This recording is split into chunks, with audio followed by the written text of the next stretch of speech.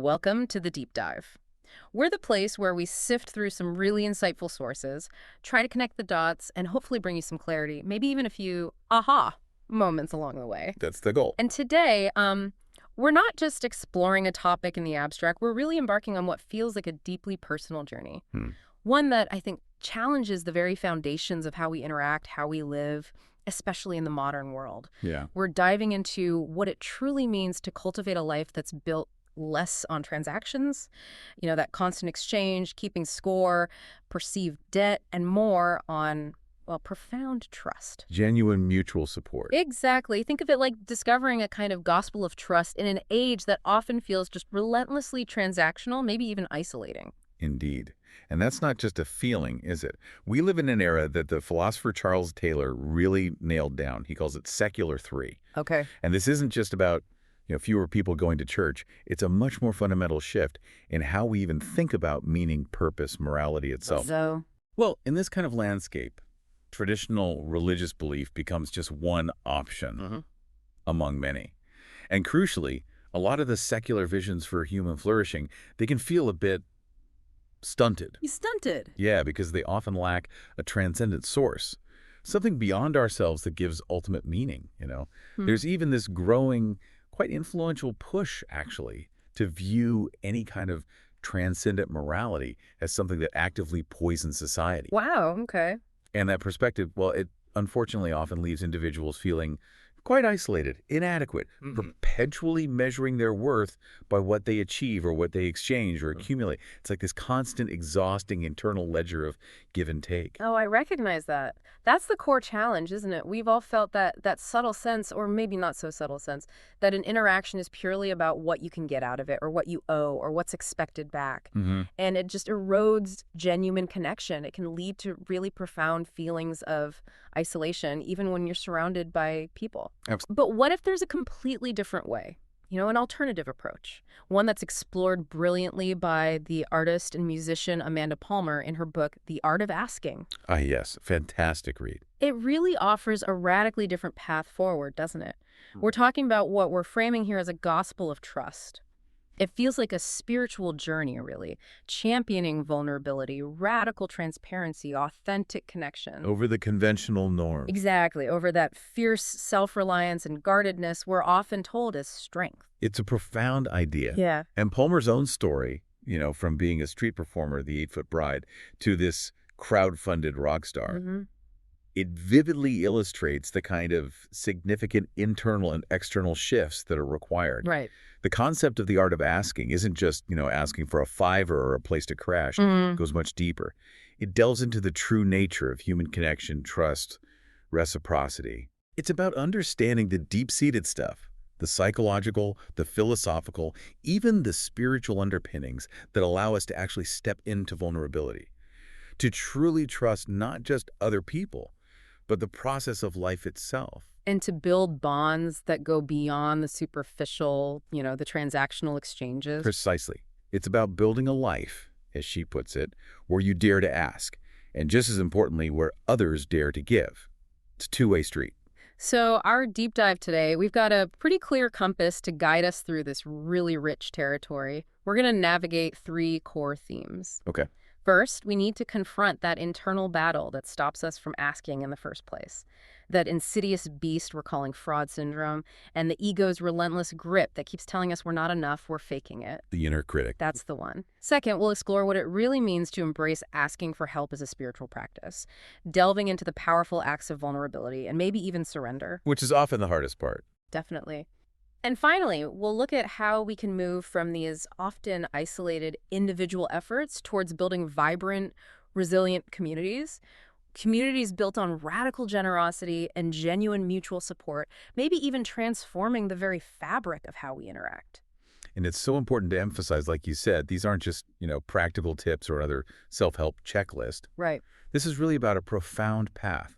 We're drawing from diverse wisdom traditions, psychological insights, philosophical texts, all pointing towards deeper spiritual implications, a more fulfilling, genuinely connected existence. It sounds like it's about fundamentally reshaping our relationship with ourselves first. Exactly. And in doing that, You can radically transform your relationship with everyone else. Okay, let's unpack this first part then, the inner landscape. Before we can truly ask or even fully receive help, we often have to confront these really formidable internal barriers, the things that keep us locked down. Eckhart Tolle, in his work, he describes this internal voice, the voice of the ego, which he says continuously disrupts the body's natural state of well-being.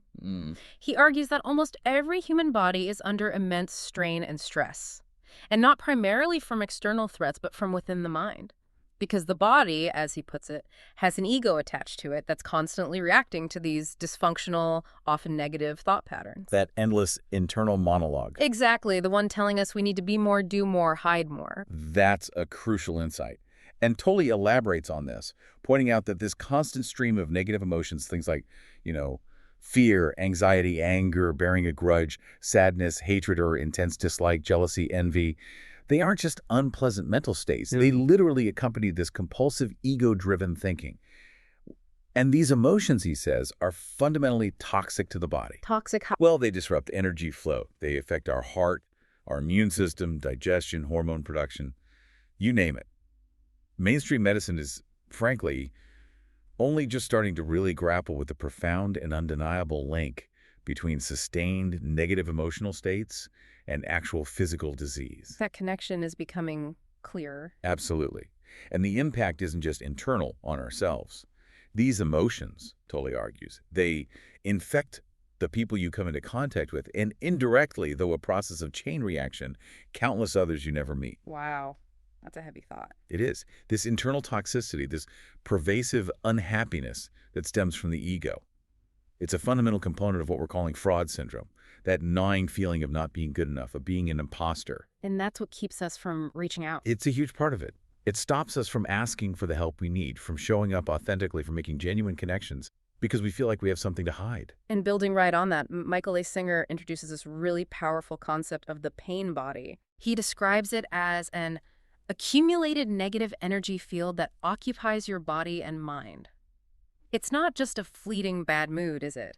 It's more like this persistent entity within us. Sometimes it's dormant, sometimes it's actively raging. Triggered by almost anything sometimes. Exactly. A passing thought, a casual remark, anything that resonates with a past hurt or loss or injustice. This pain body, he suggests, is precisely what makes us close up, retreat into ourselves, feel utterly unable to be vulnerable or ask for support.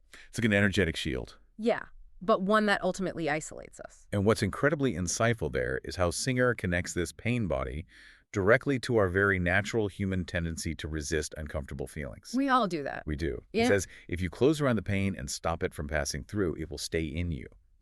We often resist pain, right? We think if we just push it away hard enough, it'll magically disappear. Yeah, distract ourselves, ignore it. But in reality, we're doing the opposite. We're holding it in, trapping it, giving it power, letting it settle deep within us, and that incessant noise in our mind, that chattering critic.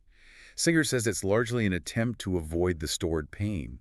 It creates this layer of distance between us and our own discomfort. So that resistance itself becomes the obstacle. A major one, often unconscious. An obstacle to vulnerability, to being authentically seen, and ultimately to the ability to ask for help. Because it makes us feel fundamentally unworthy of that help. As if acknowledging the pain is a weakness, rather than just a shared human experience. So for someone really wrestling with asking for help, maybe feeling like a fraud in their work or their life, what does this mean practically? It means the internal resistance they're feeling is incredibly real. It's deeply rooted in these energetic and emotional patterns that Tolle and Singer describe so well. It's not just in their head. Not at all. It's a profound physical, emotional, and mental blockage. It prevents them from showing their authentic self, and by extension, from reaching out. That's why something seemingly simple, like asking for a small favor, can feel like climbing Mount Everest. Okay, that makes sense. And this internal landscape, it leads us straight into the territory of shame, doesn't it? Absolutely. Brené Brown's research is just invaluable here. She illustrates it so vividly. She found that shame, corroded connection, period. Yeah. The struggle to ask for help, the fear of revealing our needs or what we see as our inadequacies, it often stems from this deep-seated fear of exposure. The fear of being found out. Yeah, not good enough, unworthy of love or belonging. It's the fear that if people really saw us, saw our imperfections, we'd be rejected, ostracized. That is the very essence of fraud syndrome in action, isn't it? It really is. But Brown's work also gives us this powerful counter-narrative, a way out of that shame spiral. Exactly. She found that the people who learned to embrace their vulnerabilities and imperfections actually developed a powerful level of resilience to shame. They lived with their whole hearts. Yes. And that's absolutely crucial for dismantling the very foundations of fraud syndrome. It's not about achieving perfection, it's about accepting imperfection as just part of being human. It reminds me of Julia Cameron in The Artist's Way. She puts it so powerfully. We often operate under this misguided belief that being hard on ourselves will make us strong. Right, the tough love approach to self. But her profound insight is the opposite. It is cherishing ourselves that gives us strength. That radical shift from relentless self-criticism to actually nurturing, cherishing ourselves. It's a foundational, non-negotiable step in overcoming these internal battles and opening ourselves up to asking. Cherishing ourselves gives us strength. I like that. It's powerful. And this internal shift then brings us to another subtle trap the ego sets for us. The pitfalls of self-will and being attached to a specific outcome. Control. Exactly. Theologia Germanica, this ancient mystical text, offers a profound warning. It states that all will, apart from God's will, that is, all self-will, is sin. Strong words. Very. It continues, so long as a man seeketh his own will and his own highest good, because it is his, and for his own sake, he will never find it. This speaks directly to the ego's insatiable desire to control everything, to dictate the precise terms of our flourishing, to demand that things unfold exactly as we've planned them. Instead of trusting a larger process. Precisely. Rather than trusting a larger source or flow. Yeah, it's that often unconscious but incredibly powerful drive to just make things happen exactly as we envision them, to force the outcome. The Tao of Pu might call this egotistical desire, right? Trying to force the round peg into the square hole. That's a great analogy. It's not only inefficient and incredibly stressful, but it ultimately blocks the natural flowing intelligence of life. It's the absolute opposite of surrender. And this feels like a really common struggle for anyone who feels they need to constantly prove their worth, which is so often the case with fraud syndrome. Exactly. And Deepak Chopra makes a critical distinction here that really helps us navigate this tricky terrain. He states, intent is desire without attachment to the outcome. Okay, say more about that. Desire alone, he says, is weak, because desire in most people is attention with attachment. This is a huge shift in perspective. So intent has detachment built in. Yes. Overcoming fraud syndrome, then, means cultivating this kind of intent, having a strong, clear desire for something, but combining it with the profound wisdom of letting go of how it must manifest or when or even who it must come from. The power is in the intention itself, not the specifics of fulfillment. Exactly. The power lies in the clarity of the intention, not in clinging desperately to the details. It's about releasing that need for a specific external validation of our worthiness, trusting that the universe or the community or whatever you believe in will respond in its own way, in its own time. That detached intent really chips away at that feeling of being a fraud, doesn't it? The feeling that you need that external stamp of approval. It offers liberation from that cycle. So it really does come back to this continuous internal practice, letting go. Letting the energy of life and even our internal discomfort pass through us, like Singer suggests with releasing the pain body. And like Chopra teaches, with detached intention. And Tolle reminds us, full attention also implies acceptance. Which means bringing our full, non-judgmental awareness to whatever is happening, both inside and out, and accepting it without that constant resistance. It's a continuous moment-to-moment internal practice. It clears the way. Clears the way for external connection and for that radical act of asking. Okay, now that we've really explored that inner landscape, the resistance, the ego's grip, the ways towards internal freedom, let's turn our attention to the radical act itself, the spiritual practice of asking for help. The outward expression. Right. And the instruction is ancient, yet feels so profound, echoing across countless wisdom traditions. From the complete gospel parallels, we hear that powerful directive: ask, and it shall be given you. Seek, and you shall find. Knock, and it shall be opened unto you. It's so direct. It really is. It doesn't feel like just a gentle suggestion or some passive metaphor. It's presented as a literal spiritual instruction, isn't it? A pathway to grace, maybe divine intervention, and certainly deep human connection. And what's fascinating about the phrasing there is that it implies so much more than just a casual request or a tentative hope. How so? Well, seeking and not stopping until they find, that suggests a real persistence, a deep commitment to the process itself, not just a one-off attempt that you give up on if it doesn't work immediately. Ah, so it requires active engagement. Yes, an active, sustained engagement with the world around you, rather than just passively waiting for something to fall into your lap. And it requires a fundamental trust, a trust in a receptive universe, or maybe more immediately, a receptive community. Trust that your needs will be met. Trust that your needs, when you genuinely and vulnerably express them, will be met. This kind of asking demands a fundamental belief that support is actually available and, crucially, that you are worthy of receiving it. Which goes right back to overcoming that fraud syndrome. Now, the act of asking, especially when it feels incredibly vulnerable, often requires a deep surrender, doesn't it? A letting go of control. Michael Pollan's experience with psychedelics, while maybe an extreme example. A very extreme example. Right. But it offers a really powerful metaphor for this kind of profound internal shift. He describes experiencing this tremendous rush of energy, overwhelming terror, which led him to just repeat the mantra, trust and surrender. Until the very sense of I, his ego, was blasted to a confetti cloud. He specifically noted, whatever this was, it was not a hallucination. A hallucination implies a reality and a point of reference and an entity to have it. Yeah. None of those things remained. A complete dissolution of the ego reference point. Yeah. It wasn't just a vision, it was this profound ego-dissolving experience. And it feels relevant because it's often that sense of I, that need for self-sufficiency that stops us asking for help. It requires us to momentarily release that perceived self-reliance. And we can connect that intense, maybe sometimes involuntary experience to more deliberate daily practices of letting go.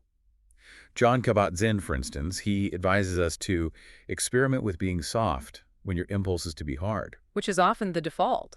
Generous when your impulse is to be withholding. Open when your impulse is to close up or shut down emotionally. It involves allowing all feelings, even the deeply uncomfortable ones like grief or sadness, to simply be here. To pass through us. Exactly. Without labeling them good or bad, without resisting them. This continuous act of surrender, cultivating this moment-to-moment awareness, is the active process of shedding the ego's protective layers, the layers that keep us from both asking and receiving. It's a practice of allowing life to flow through you rather than constantly fighting against it. So if Eckhart Tolle is right that full attention also implies acceptance, then the spiritual practice of asking really involves fully accepting what is. The situation as it is. Right. What the situation is, what our limitations might be, and critically, what we are in that moment, without judgment, without shame. It's a radical self-acceptance. Yeah, that makes true vulnerability possible.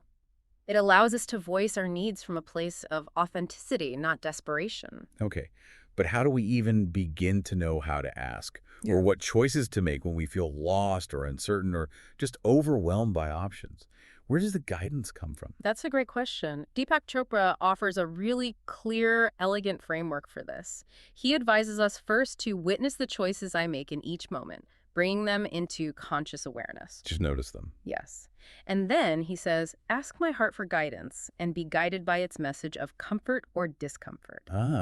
Tuning into the body's wisdom. Exactly. This internal barometer, this intuitive knowing, he suggests, is crucial for navigating decisions, including when and how to seek help and critically who to ask. It moves us away from purely logical, often fear-based decision-making towards a deeper, more integrated wisdom. That resonates so strongly with ancient wisdom traditions, doesn't it?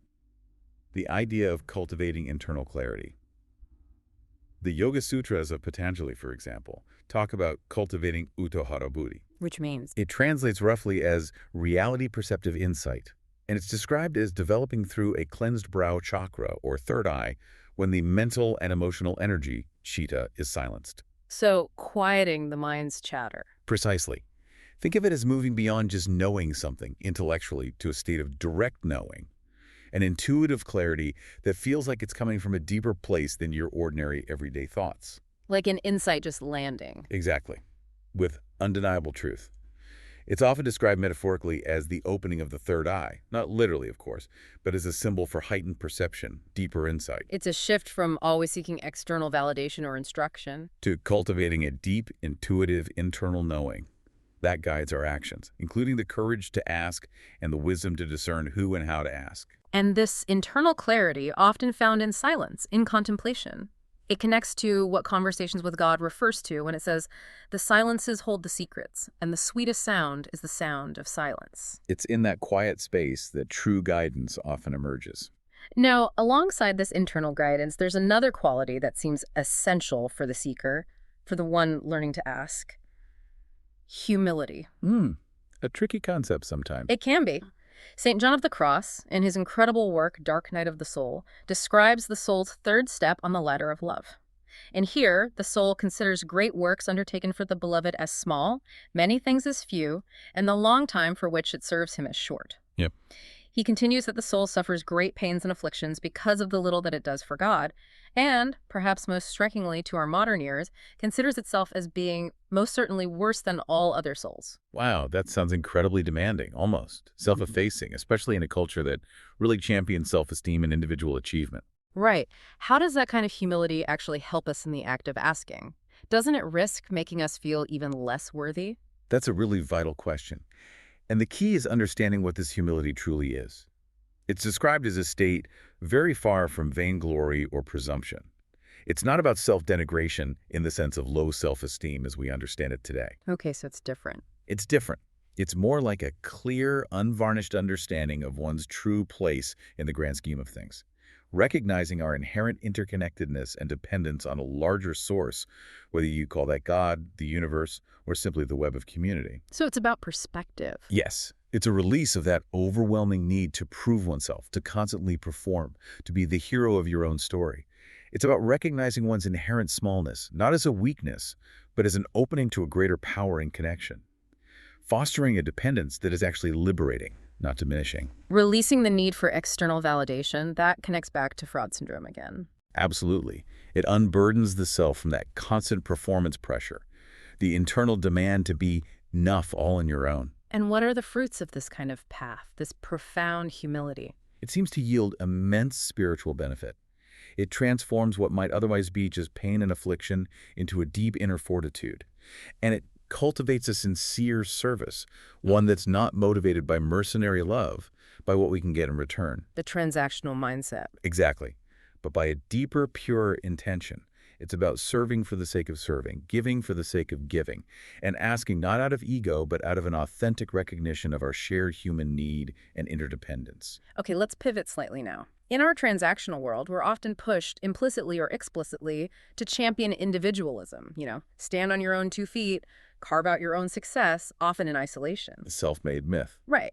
But Teilhard de Chardin, the French philosopher and Jesuit priest, he presents this really profound distinction that challenges that whole notion directly. He warns us against confusing individuality with personality. Ah, that's a crucial distinction. This is where it gets really interesting, I think, because it asks us to radically redefine who we truly are and how we find our deepest fulfillment. Indeed.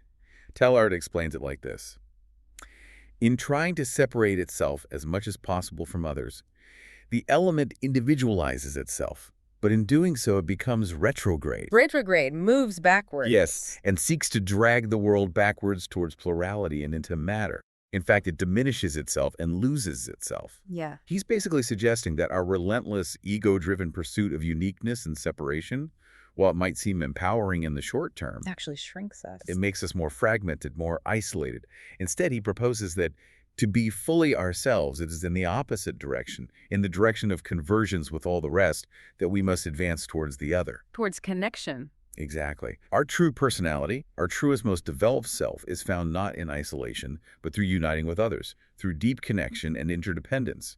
In his view, the true ego grows in inverse proportion to egoism. So the less self-centered we become. The more fully developed and robust our true self, our personality actually becomes. Wow. Okay, that is a radical redefinition of self. It's a direct challenge to that whole Western ideal of the rugged individual. Completely. It's a call to move away from isolation towards a deep, authentic interdependence.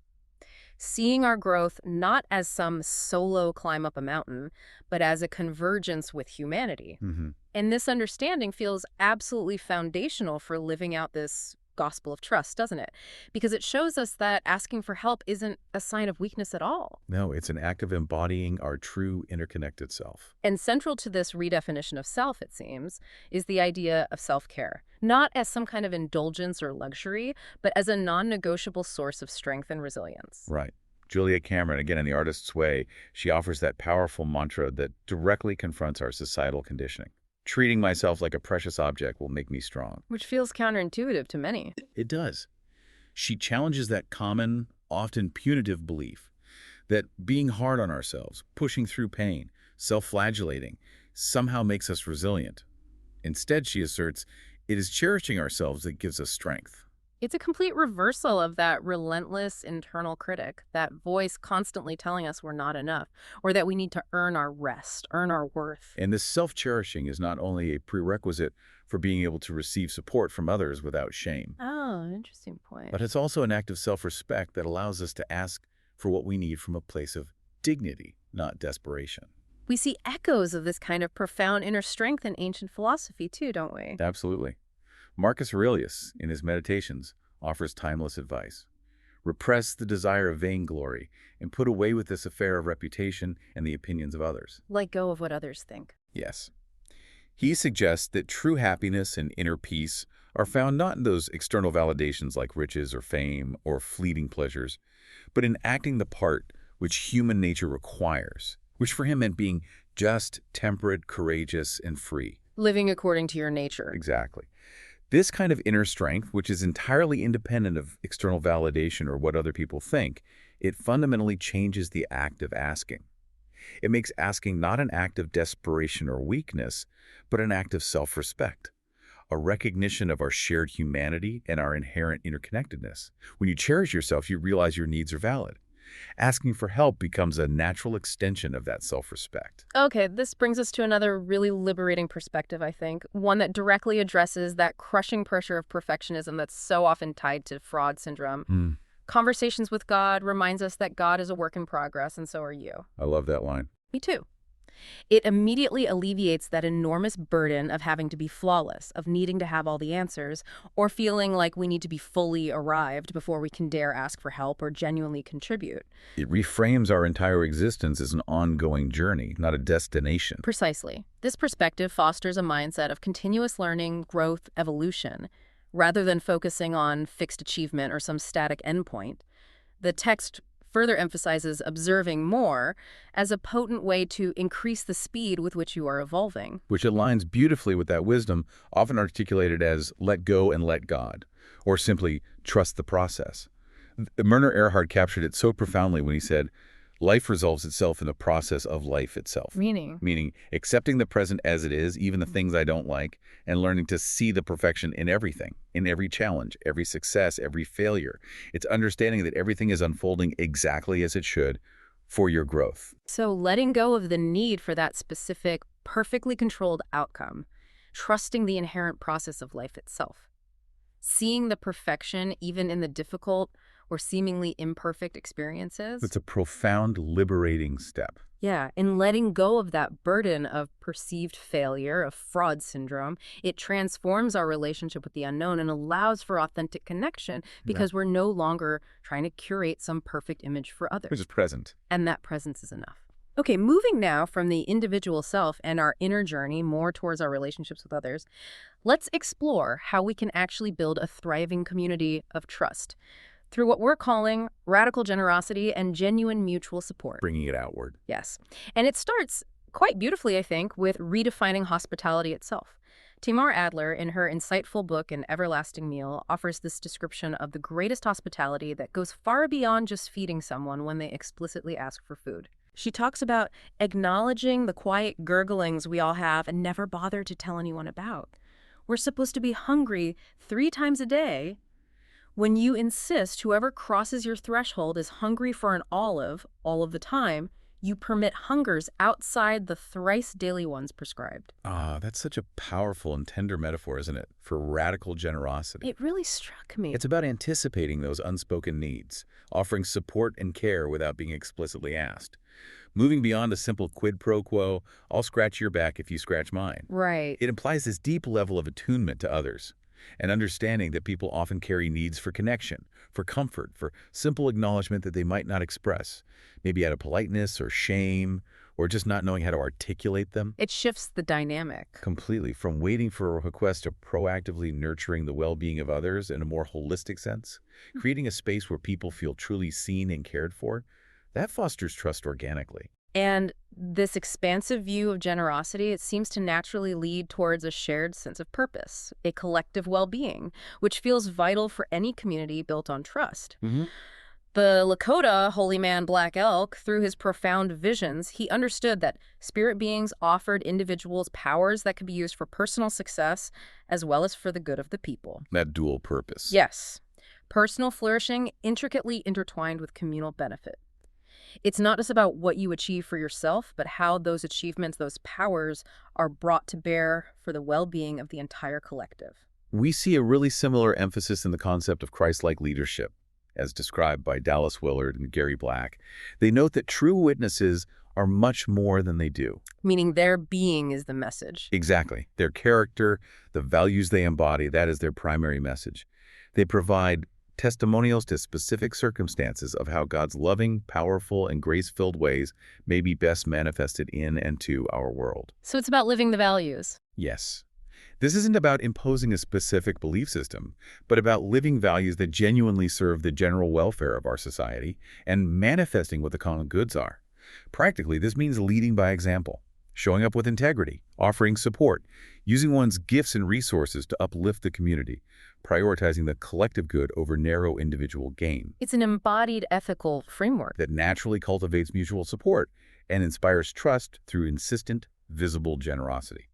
Now, shifting to an even more systemic level, Jason Hickel's concept of degrowth. This seems to directly challenge the very foundation of our transactional world, that relentless, often unthinking pursuit of economic growth for its own sake. A big topic. Huge. Degrowth is described as a planned downscaling of energy and resource use to bring the economy back into balance with the living world in a safe, just, and equitable way. This sounds like radical generosity on a grand scale, a societal art of asking from the planet, perhaps, and a gospel of trust in our collective capacity to create a more equitable future. It absolutely can be framed that way. Hickel elaborates that this involves making conscious, collective choices. Deciding what kinds of things we truly want to grow and invest in, things like clean energy, public health care, essential services, regenerative agriculture, things that genuinely serve human and ecological well-being. And the Dolly part. And, crucially, deciding what sectors we need to radically degrow. Things like fossil fuels, private jets, the arms industry, SUVs, or parts of the economy designed purely to maximize profits at any cost, like planned obsolescence or manipulative advertising. It's a fundamental reallocation. Yes, a systemic reallocation of resources for the collective good, prioritizing ecological balance and human well-being over endless, often destructive, individual profit accumulation. How does this connect to trust and generosity for the listener? Well, on one level, it inspires trust by showing that a more just and sustainable system is conceivable, it's possible. And it fosters radical generosity by shifting our collective mindset away from endless acquisition towards conscious contribution, recognizing our place within a larger ecological and social fabric. It's about asking ourselves as a society what we truly need and giving back generously to ensure collective thriving. Okay. Beyond these grand systemic visions, radical generosity and mutual support can also be found in profound, yet maybe more everyday embodied practices. Casper ter Kulle, in his exploration of modern and secular rituals, he highlights that things like eating together and even sweating together, like in-group exercise. Shared physical experiences. Yes, these are tried and tested methods for connecting deeply with others. He notes that these embodied practices to build the feeling of belonging through secular everyday rituals represent a really significant cultural and maybe even spiritual shift. They aren't just social events, they feel like deep acts of co-presence. And these shared experiences are absolutely fundamental for fostering mutual support precisely because they engage us on a visceral, relational level that transcends mere transaction. How so? Well, when you share a meal or push your physical limits alongside others in a spin class or a hike, you're building bonds that aren't primarily about exchange or expectation. They're about shared vulnerability, shared effort, shared humanity. It's in these non-transactional, embodied moments that genuine belonging, and therefore authentic trust, can truly flourish. Allowing for that kind of radical generosity Tamar Adler described. Exactly. It creates the fertile ground for it. And perhaps one of the most profound illustrations of radical generosity as a deeply personal spiritual practice comes from Joseph Campbell. He shares that story about the Indian saint Ramakrishna. Oh, I know this one. A troubled woman came to Ramakrishna saying, "Oh, Master, I do not find that I love God." And he asked her, "Is there nothing then that you love?" And she replied, "My little nephew." And Ramakrishna simply told her, "There is your love and service to God in your love and service to that child." it's so simple, yet so profound. It beautifully illustrates the fundamental interconnectedness of love and service and how radical generosity manifests in the everyday. Right. It moves away from abstract piety towards tangible mutual support in daily life. It shows that spiritual practice isn't confined to grand gestures or formal worship. But it's woven into the very fabric of our everyday relationships. Catherine of Siena reinforces this beautifully. She stated that perfection consists not in consolations, but in the increase of love. On this, too, will depend our reward, as well as on the righteousness and truth which are in our actions. Love without mercenary reward. Exactly. Freely given, which becomes its own reward, its own profound spiritual practice. It's love in action, asking for nothing in return. That's radical generosity. Okay, we've spent a lot of time discussing the profound benefits of cultivating trust and radical generosity and the inner and outer shifts needed to live this way. But what's fascinating and absolutely crucial for our deep dive is acknowledging the nuances, the potential pitfalls. Even in spaces that promote deep trust and spiritual growth, vigilance seems absolutely necessary. The shadow side. Exactly. Sam Harris issues a stark warning about this. He points out that a student's moral intuitions and instincts for self-preservation can always be recast as symptoms of fear and attachment by unscrupulous spiritual teachers or manipulative leaders. That's a chilling thought. It really is. It immediately raises a red flag and reminds us that trust, especially when we are actively trying to be vulnerable, must be discerning. It can't be blind. And Harris details how this manipulation can work, doesn't he? How cruel or degrading treatment can be reframed, interpreted as being for one's own good, or how demands for sex or money can be justified under the guise of overcoming the ego or letting go of attachment. Give me an example. Well, a teacher might tell a student who's resisting a demand, maybe for money, maybe for something else, that their impulse to refuse such a generous overture rests on the very illusion of separateness that you want to overcome, or that their attachment to their money is simply their ego holding them back from true spiritual liberation. Wow, that's insidious. Incredibly. Yeah. Especially when someone is actively working to dismantle their ego, to embrace vulnerability, maybe inspired by something like Amanda Palmer's journey, it puts them in a very susceptible position. So this raises a critical question for anyone on this path of vulnerability and trust. How do we discern true guidance from manipulation, especially when our very sense of I, our ego defenses, are being intentionally lowered? It highlights why the art of asking for help and guidance requires a deeply grounded sense of self and critical discernment. It's not about naive, unthinking surrender or blind faith in anyone who claims authority. This need for critical discernment extends to our understanding of morality itself, doesn't it? Absolutely. Steven Pinker identifies the human moral sense as what he calls a crazy angel. A crazy angel. Yes. He says it can excuse any atrocity, but can also claim some monumental advances. It can be both the disease and the cure. It's incredibly complex, capable of both immense good and profound harm. Which makes the discernment of trust even more vital and more complicated. And this complex nature of morality is absolutely key to understanding where and how we place our trust. Morality, for instance, can create essential taboos that prevent harm crimes. Pinker notes the widely observed taboo against rape, even in extremely violent video games. That taboo creates a baseline of safety and thus enables a kind of trust within that community. Okay. However, morality can also be twisted to justify horrific violence or oppression, creating harmful divisions, us versus them dynamics. As the book The Fifth Agreement reminds us, most assumptions are not the truth. They're fiction. So we have to question our assumptions. Constantly. including our own moral frameworks and those presented to us by others, because unexamined morality can lead to dangerous blind spots and justifications that completely undermine genuine trust. True trust demands critical thinking, constant questioning, and awareness of these potential pitfalls. It requires us not to blindly accept all advice or doctrine, especially when it asks us to disregard our own innate moral compass or instincts for self-preservation. That feels like a really important counterweight to the call for vulnerability and surrender. It's essential balance. And finally, on these nuances, William James, the pioneering psychologist and philosopher, he relays this truly profound, maybe even unsettling insight from a deep personal experience, one that kind of shakes the foundation of how we might perceive love and trust. That was it. He shares this realization: knowledge and love are one, and the measure is suffering. He apparently questioned why, during a profound, almost mystical experience, he perceived God's relentlessness, not God's love, and that was the answer he received. The measure is suffering. Wow. It suggests that genuine love, profound understanding, they aren't necessarily found in the absence of suffering, but often discovered through it. So a true gospel of trust and radical generosity isn't naive or simplistic then. It seems not. It isn't about ignoring the harsh realities of life. Instead, it understands, perhaps, that there's an impossibility of discovery without its price, and that the veiled and incommunicable nature of the worst sufferings can paradoxically lead to deeper understanding, profound empathy, and ultimately a more robust, tested form of connection. This resonates deeply with the bodhisattva ideal we see in works like The Power of Myth. That ideal speaks of a joyful participation in the sorrows of the world. Joyful participation? How? It arises, Campbell suggests, from releasing attachment to fear, to lust, even to personal duties and expectations. It's about facing suffering directly, not trying to avoid it, and finding a deeper, more profound love and understanding through that encounter.